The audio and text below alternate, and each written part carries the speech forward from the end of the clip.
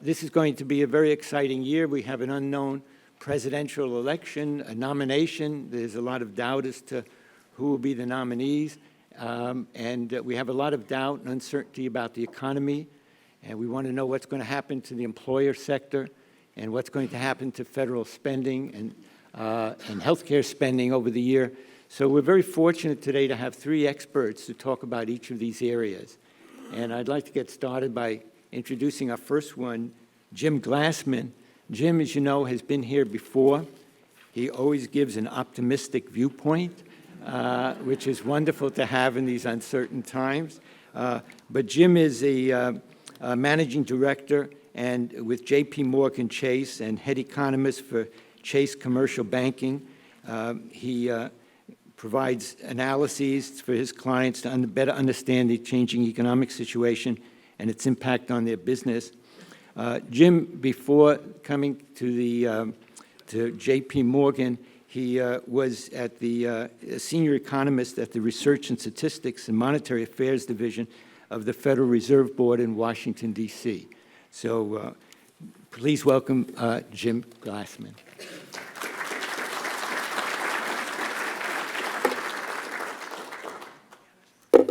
Morning. Thank you, Paul and Margaret, for all the effort you put into this. And welcome to our new panelist, Bill Hoagland. You've got some big shoes to fill, because I always look forward to this conference for my annual updates on Lady Gaga. And she actually did a good job this year at the Super Bowl, so there was a lot to talk about. I'm going to try to cover 4 topics in 20 minutes. The market, the state of the economy, the Sanders-Trump phenomenon, and the economics behind that, and the economics behind your world, because this is where the debate is going to be focusing in the healthcare sector. So we woke up at the new year feeling pretty good about the economy, and apparently the Fed did too, because they had just started to raise interest rates in December, and then all of a sudden we watched the equity market evaporate. And, you know, when things like this happen, I know as an economist I'm supposed to pay attention to try to figure out what's going on, because after all, the equity market is supposed to be rational, just like the voters of America are. And often you wonder, does the market see something you don't know about? But the problem is, when I hear the explanations for what people think is going on, and you know, often what happens, markets do what they do, and then we start making up stories about what just happened. So you know, we're trying to explain, we seem to need to have a fundamental reason for why things go on. Here's the problem. When I listen to the explanations, they just make no sense to me. There is one view that says, well, look, the recovery is getting long in the tooth. We've been growing for 7 years. If you look at all of our cycles back to the time of the Civil War, present, when I'm in Richmond, I call it the War of Northern Aggression. But if you look at that, these recoveries last about 6 to 9 years. So there are a lot of people who think that, gee, just the nature of things, we should be expecting and be talking about the possibility of a new recession. The problem is, recessions aren't about the clock. Cycles are not about the clock. It's all about getting back to full employment. And I don't think we've ever seen an economy in the process of recovery and then just dies. And part of the reason is because the Fed is part of this process. They keep interest rates very low until the economy achieves mandates that they have from Congress.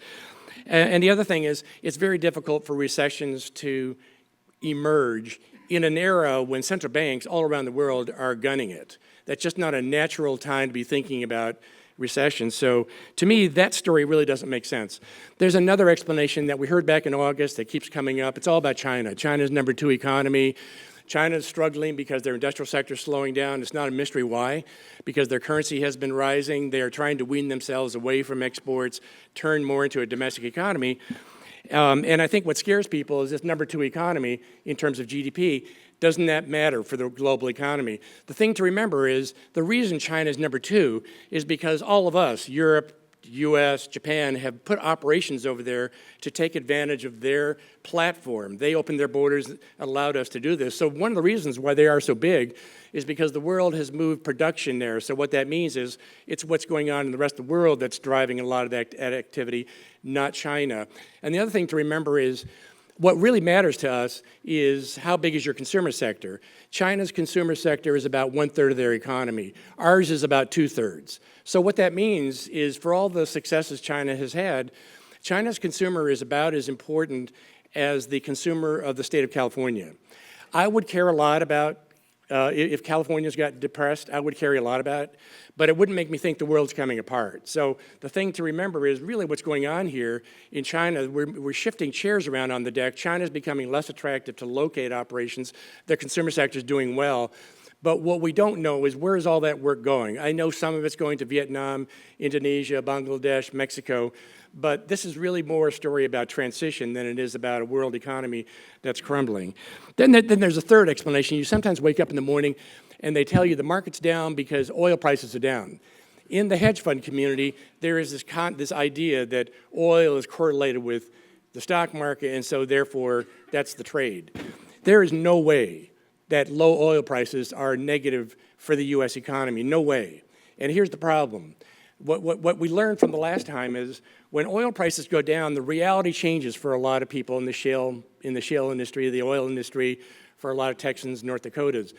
The business community lives by mark-to-market rules, so when the reality changes, they have to react right away. They're pulling back, and you can see it when you look at layoff trends through the country. The energy sector is reeling. Anybody connected to that is feeling it. The industrial sector, the transportation system, the high yield index is picking up some of that. But what we also know is that people who benefit, you and me, sort of take our time responding. And what we know when we look around the world and we try to ask, what is the impact of oil on a country, on a region, on a state? We look at how much are we using, how much are we producing? And as important as our energy sector is, we are still using twice as much energy as we produce. So what that means is when the price goes down, we as a country benefit immensely. And it's consumers that benefit, and you can see it playing out. We're spending about $150 billion less annually in our energy bills. We haven't really done much with it yet, but one thing you can count on with Americans that I've learned over the decades is that when we get a gift like this, we're not inclined to save it. We tend to figure out something to do with it. So when you see household saving has gone up by $150 billion, that's telling you we're all off balance. We haven't really reacted yet. And the problem for the equity market is we can see the damage. We can't really understand yet who benefits, what that means for the economy. But I'll just tell you as an economist, I'm not sure of a lot of things, but I'm real sure that when energy costs go down and we all benefit, this is a net positive for a country like the US, like for China, like for India, like for Europe. It's a nightmare for Russia, Middle East, Canada, Mexico, Indonesia. So this story makes no sense to me. And my guess is it'll be when people see better where the benefits are, that'll happen. Then in the last couple of weeks, there's a new idea that's been popping up that scares people because it sounds like a new twist. Several central banks around the world are going to negative policy rates. Janet Yellen kind of left this discussion as a thing they think about, but this is really not relevant for the U.S. economy. The Fed is talking about slowly raising interest rates. That's their forecast. They are not talking about the need to cut policy rates into negative territory. We in the markets view that as a very negative story because it's a killer for credit creation. It leaves a feeling of something bad going on. The central banks are trying to look forward to figure out, do they have more options? So to me, this is an unfortunate miscommunication going on between the Fed and when Janet Yellen went to Congress to discuss these issues. To me, this is not our issue. But I think that story scared us, at least through last Thursday. So, you know, some people could say, well, look, doesn't the market, when it does this, have the potential to be the reality? I have to say, you know, when moves like this rarely leave a visible mark on the economy. And part of the reason, I'm a little bit jaded about this, by the way, because my very first experience in this moment was the stock market crash of 1987. I was at the Fed. The market dropped, in today's terms, the market dropped about 4,000 points in a couple days. And people around me kept saying, oh, the world we know, the world that we've known is gone. The future looks very different, and they were all panicked. And it was only about 5 months later that the Fed was raising interest rates. So my memory of how these things play makes me want to tend to downplay worries like this. Now, on the economy, in my opinion, what happens in the next couple of years and what you can expect in the next several years has a lot to do with where you think we are in the cycle.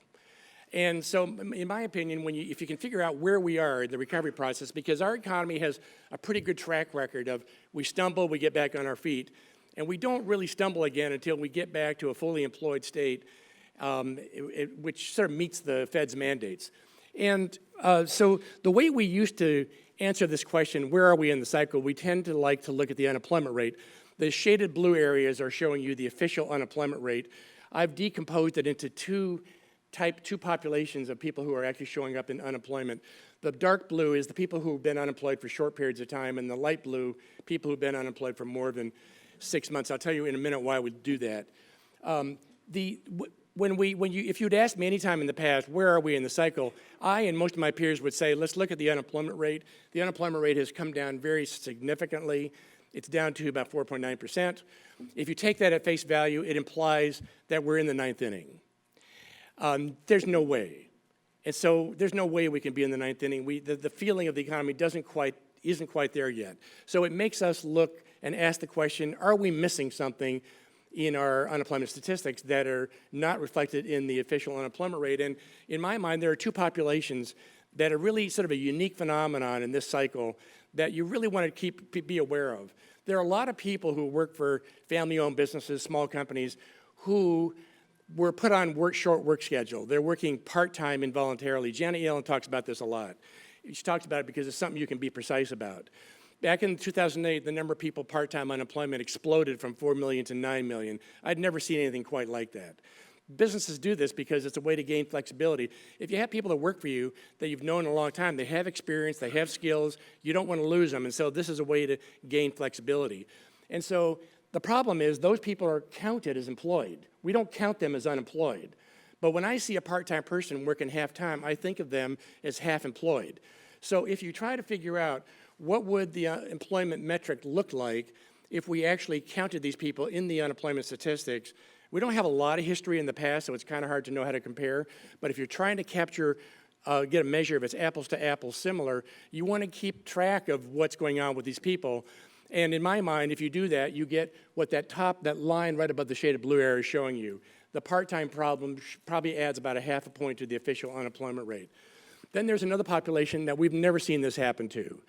The population that are called young adults, 20s and 30 years old. They come out of school, they're looking for a job, they can't find a job, they have unemployment insurance, it's called parents. You probably got some in your basement. What do? They go back to school. So 3 million people, 20 and 30-year-olds, vanished from the job market, and where'd they go? They went back to school, if you look at school enrollments. Now, what I know, being an owner of a couple in the past, that they didn't find a way to go to retirement.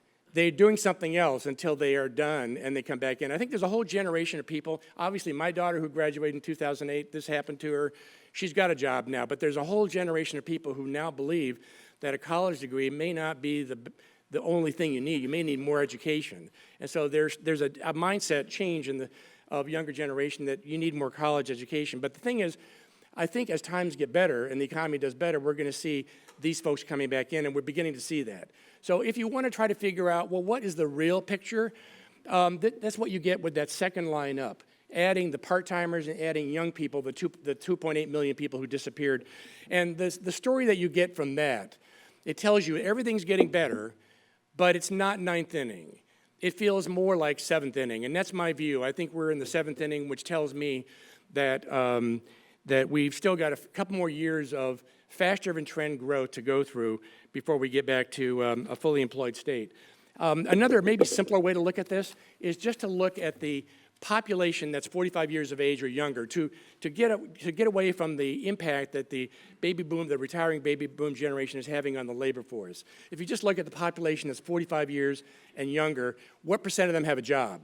Assuming that they want a job, and they will have a job when they get done with schooling and come back in. What that ratio tells you is we went off the cliff back in 2008 and 9. It's coming back. What I like about this ratio is it captures everybody, whether you're reflected in the unemployment statistics or not.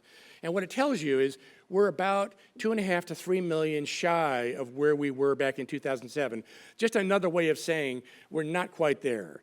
It feels like we've got more work to do. If we've got more work to do, we're going to get there. I think that's the best predictor you have of what's coming, because that does shape the Fed's opinion. Footnote, California. What I'm showing you is employment trends in all 50 states, with the exception of North Dakota, because they're off the charts, but maybe not so much anymore. We start everybody off, the clock starts in 2007, before the recession. That's showing you ratio of where we are at that moment of time back relative to where we were back in 2007. The main point is California was in the bottom quintile of performers in the early years of the recovery, and in the last 2 years, California has moved to the top quintile of performers. I knew this was coming because this is what California is all about.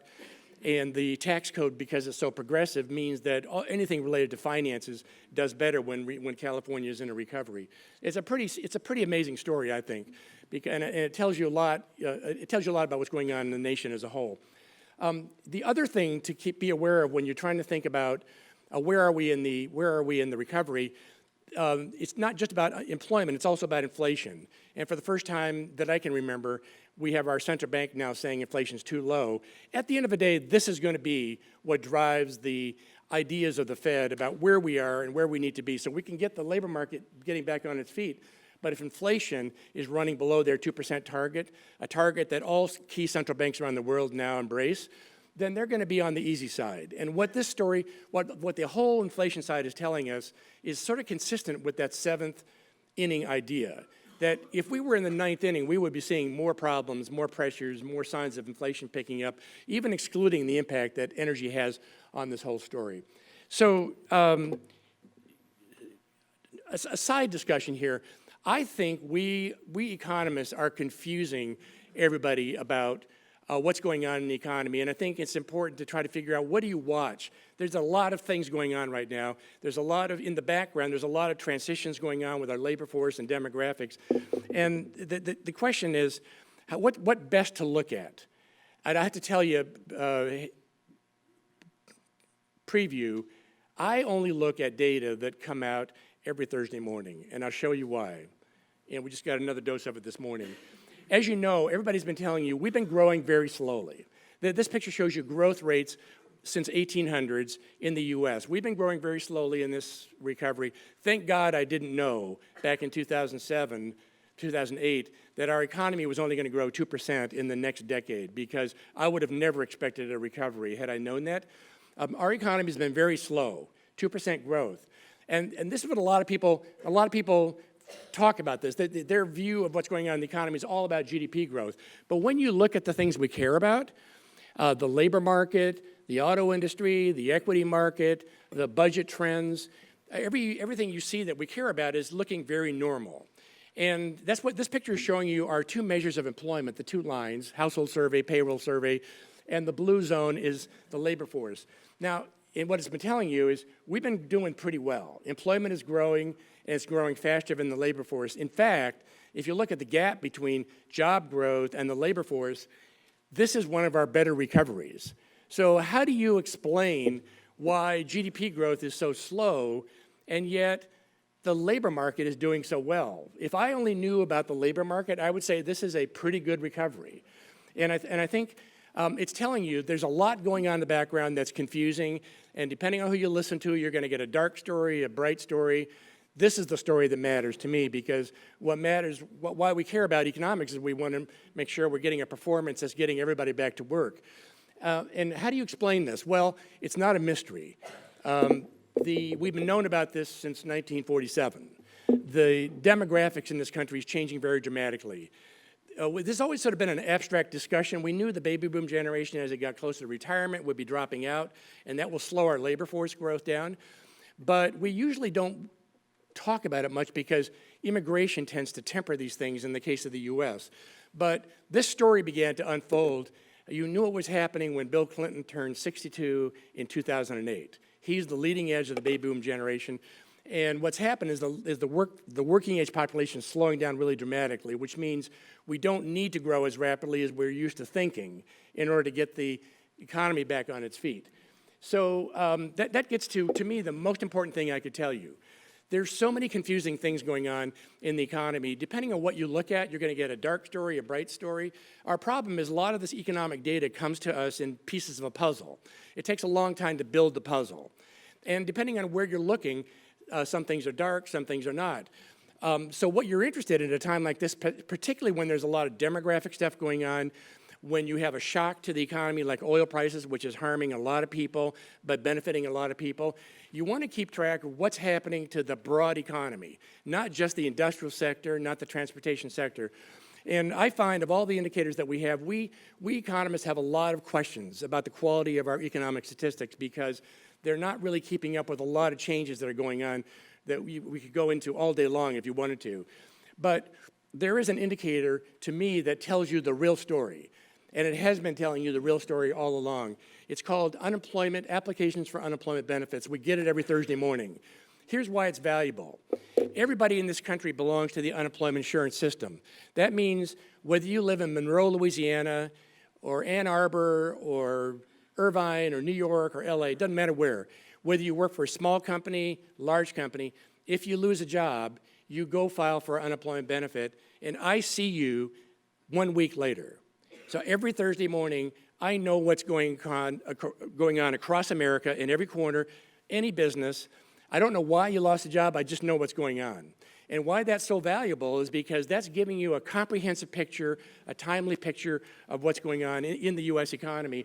And what it's been telling us right now, and this morning we got another number, it's at really all-time lows. And relative, what this picture is showing you, the black line is showing you the applications for unemployment benefits. Scale is on the right-hand side. Scale is upside down. So that when layoffs go down, the black line goes up. And I'm doing it that way to overlay it on top of GDP, the difference between employment growth and labor force growth, to show you that there's a connection between what you see every Thursday morning and what's going on in the economy.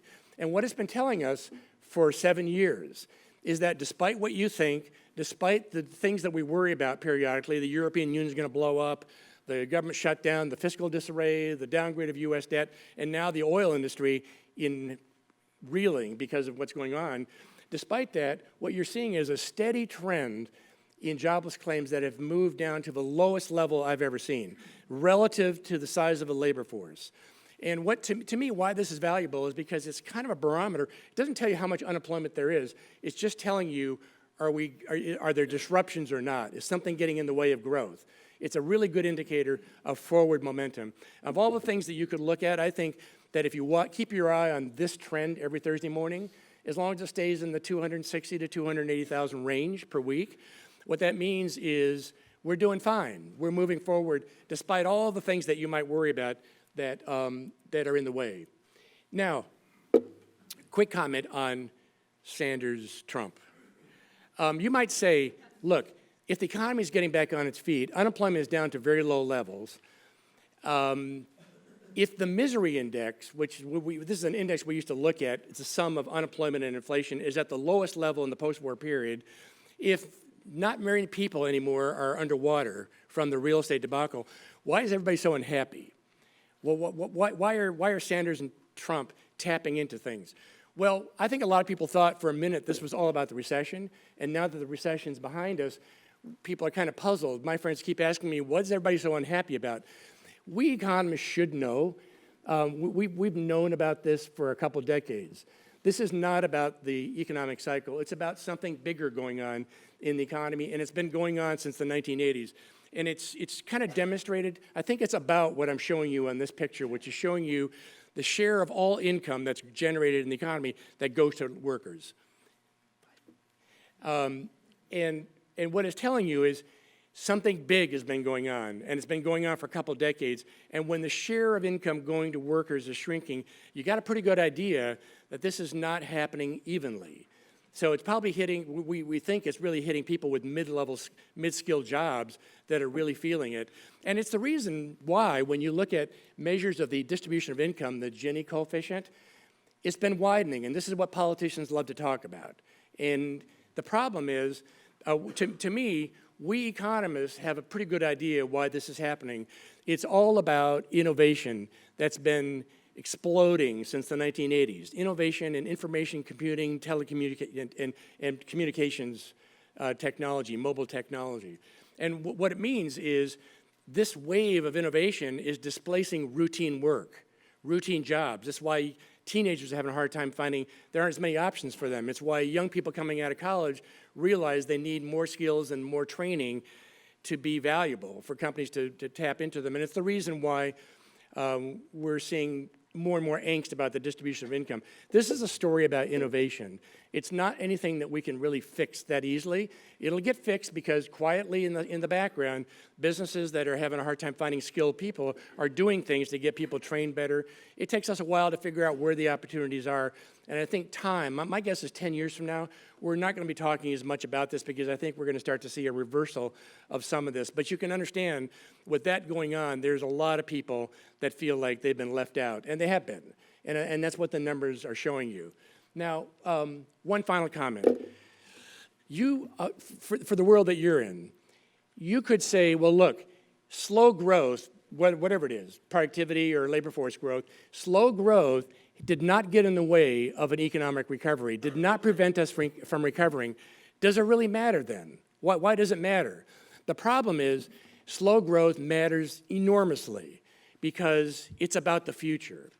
If what's happening is our labor force is slowing down, as the CBO has been talking about for a long time in their long-term projections, if our natural growth in the economy is slowing down, what that means is we've generated a lot of promises. We've created a lot of promises, Medicare, Medicaid, Social Security, in the past.